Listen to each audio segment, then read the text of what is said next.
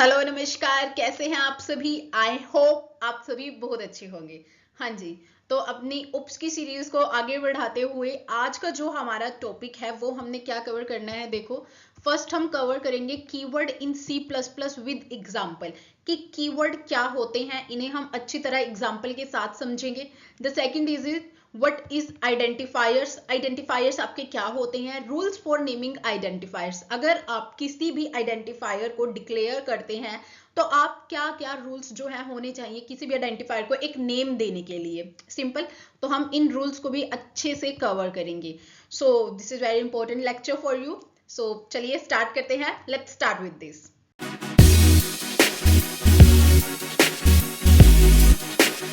Yes, we discuss about keyword in C plus plus. देखो, keyword क्या होते हैं।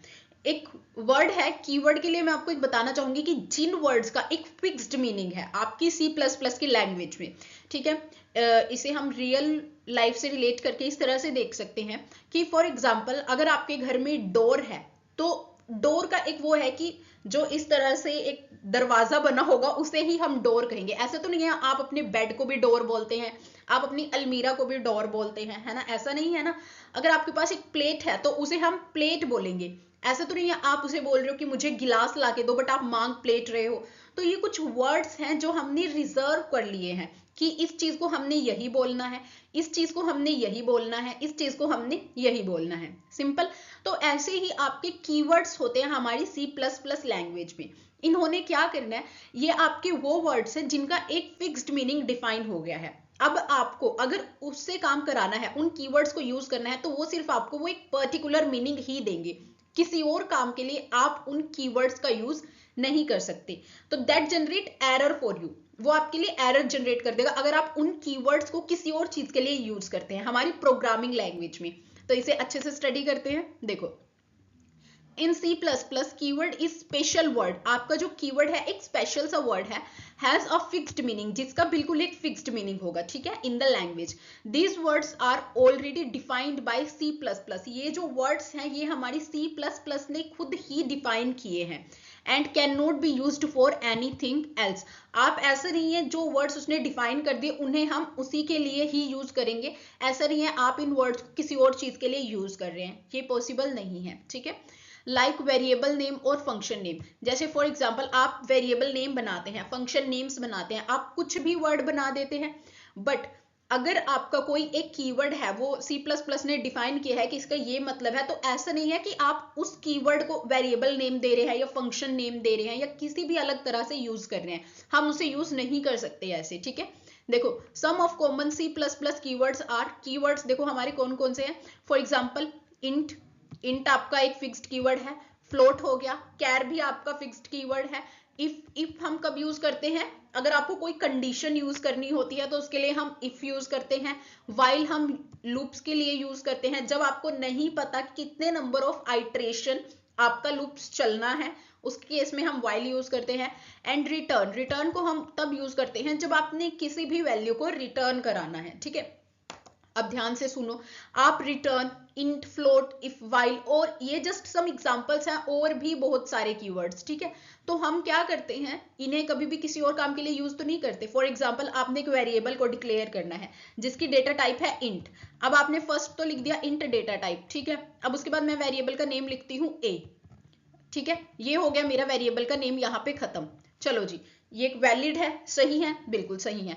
अब अगर वहीं पे मैं ऐसा करती हूं कि मैंने इंट तो लिखा ही है, ऐसे अभी बताती हूँ कैसे बोल रही हूं मैं।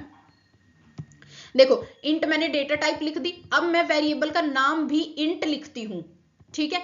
तो ये क्या हो गया, वेरिएबल का नाम इंट नहीं आ सकता, बिकॉज इंट जो है एक स्पेसिफिक कीवर्ड है, ठीक है, हमारी सी प्लस प्लस में, हमारी सी लैंग्वेज में। तो आप फिर वेरिएबल का नाम इंट नहीं दे सकते, तो ये क्या हो जाएगा, आपके लिए एरर जनरेट कर देगा, ये गलत मेथड है। तो I hope what is keyword, ये चीज आपको कॉन्सेप्ट अच्छे से समझ आया है, ठीक है। इसका हम एक एग्जांपल देख लेते हैं। फॉर एग्जांपल देखो, एग्जांपल हमने कैसे किया, hashtag include input output stream. ये हमने हमारी स्ट्रीम हेडर फाइल को क्या कर लिया, इनपुट आउटपुट स्ट्रीम को लोड करा लिया है। This is our header file using name space STD, हम नेम स्पेस एसटीडी का यूज कर रहे हैं। इंट मेन, आपको पता होगा जब भी मेन के साथ हम इंट लगा रहे हैं तो इट मीन्स लास्ट में कुछ ना कुछ वैल्यू रिटर्न करानी है इंटीजर टाइप की, है ना। अगर आप यहाँ पे वर्ड मेन लिखते हैं, वर्ड का मतलब है खाली, ये हम डेटा टाइप्स में स्टडी करके आए हैं, तो उस केस में आपको कुछ भी रिटर्न कराने की जरूरत नहीं है। ये जस्ट एक बेसिक सा प्रोग्राम है, आपने ज्यादा कंफ्यूज नहीं होना है। ओके, देखो यहाँ पे मैंने क्या लिया, int num is equals to 10। मैंने क्या लिया, एक इंटीजर डेटा टाइप का नम वेरिएबल लिया है जिसके अंदर वैल्यू स्टोर कराई है 10। अब यहाँ पे देखो, ये अगर आपको डबल स्लैश दिखता है इट मींस अब इसके बाद वाला डेटा कमेंट है, सिर्फ ताकि यूजर समझ सके उसलिए लिखा गया है, ये आपका कभी भी रन नहीं होता, ठीक है। देखो उसने लिखा है यहाँ पे int is a keyword used to declare an integer. Int हमारा यहाँ पे कीवर्ड है, ठीक है। इफ कंडीशन लगाई मैंने यहाँ पे नम ग्रेटर देन 5, अगर मेरा नम ग्रेटर देन 5 है, मतलब नम के अंदर मैंने जो भी वैल्यू स्टोर कराई है वो अगर ग्रेटर देन 5 है, तो उस केस में सी आउट मतलब प्रिंट हो जाए मेरा नंबर इज ग्रेटर देन 5, ठीक है। लास्ट में मैंने रिटर्न 0 कर दिया। अब यहाँ पे रिटर्न 0 किया, रिटर्न भी आपका क्या है, कीवर्ड है। नेक्स्ट इफ भी आपका यहाँ पे क्या है, कीवर्ड है, कंडीशन को चेक करने के लिए, ठीक है। अब यहाँ पे देखो नम आपका क्या था 10, तो 10 जो है क्या वो ग्रेटर देन 5 है, 10 is greater than 5, condition true हो गई। अगर कंडीशन आपकी ट्रू हो गई है तो इफ के बाद वाला कोड आपका एग्जीक्यूट होगा, that is number is greater than 5, तो आपका ये कोड प्रिंट हो जाएगा, दिस इज योर आउटपुट, ठीक है। अब सी आउट लिखा है, सी आउट के बाद आपने देखो, सी आउट के बाद आप डबल कोट्स में जो भी लिखते हैं वो एज इट इज आपकी स्क्रीन पे प्रिंट हो जाता है, ठीक है। तो आपको थोड़ा सा प्रोग्राम्स को भी अच्छे से एनालाइज करना है और समझना है।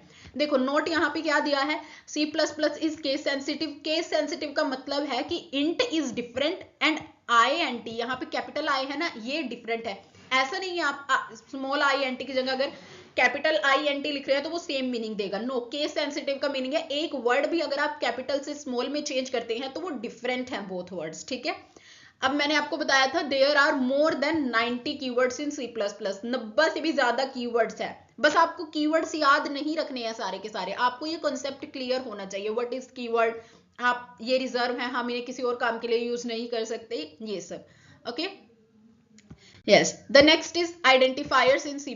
देखो आइडेंटिफायर्स आपके क्या होते हैं, आइडेंटिफायर्स आर लाइक वेरिएबल्स, ठीक है। देखो यहाँ पे in C++, identifier named used to identify variable, function, classes, array and other user defined element। आपने कोई भी वेरिएबल बनाया है, फंक्शन बनाया है, क्लासेस बनाई है, एरे बनाया है, या कोई भी user defined element like structure हो गया, यूनियन हो गया, कुछ भी करते हैं आप, तो उस केस में क्या होगा, उसको आइडेंटिफाई करने के लिए हम किसका यूज करते हैं, हमारे आइडेंटिफायर्स का, ठीक है। There are names that can create in the programs, ये वो नेम्स हैं जो हम प्रोग्राम के अंदर क्रिएट करते हैं। For example hashtag include stdio stream, ये हमारी हेडर फाइल है, using name space std int main के साथ हम आ गए हैं हमारे प्रोग्राम के अंदर।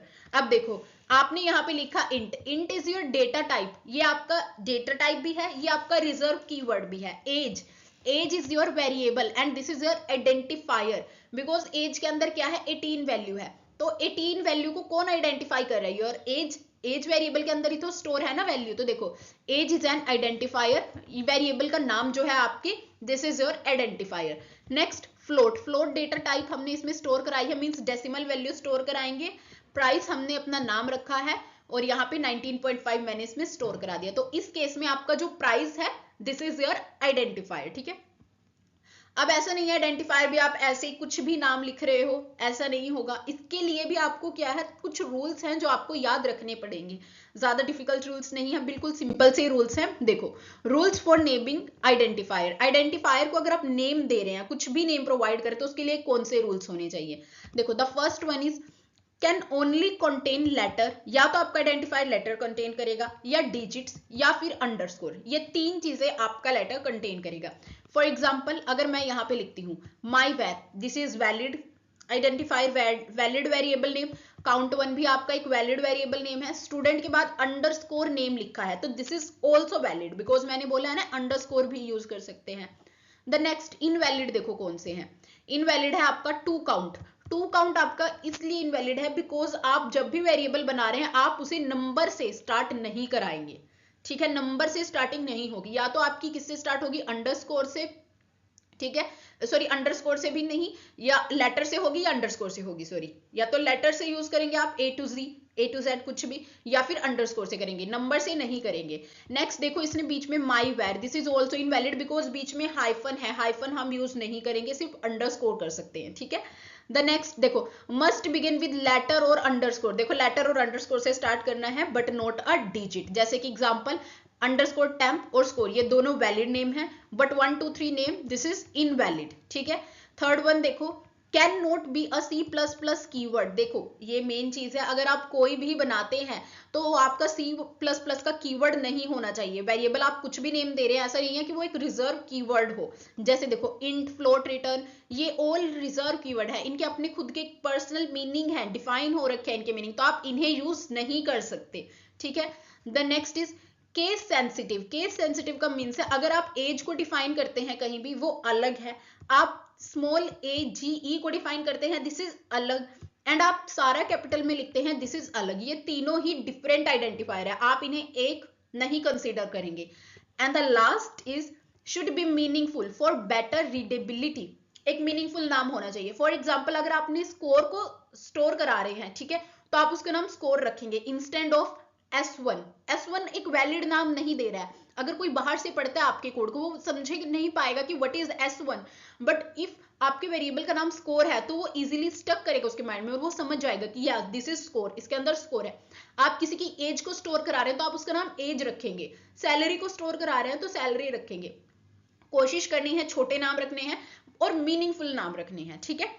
तो ये हमारा आइडेंटिफायर्स का कंसेप्ट था। आई होप कीवर्ड का कंसेप्ट विद एग्जांपल अच्छे से समझ आया है, आइडेंटिफायर्स का कंसेप्ट विद एग्जांपल और रूल्स अच्छे से आपको समझ आए हैं। इसमें आपको कोई भी डाउट है आप मुझसे कमेंट सेक्शन में पूछ सकते हैं।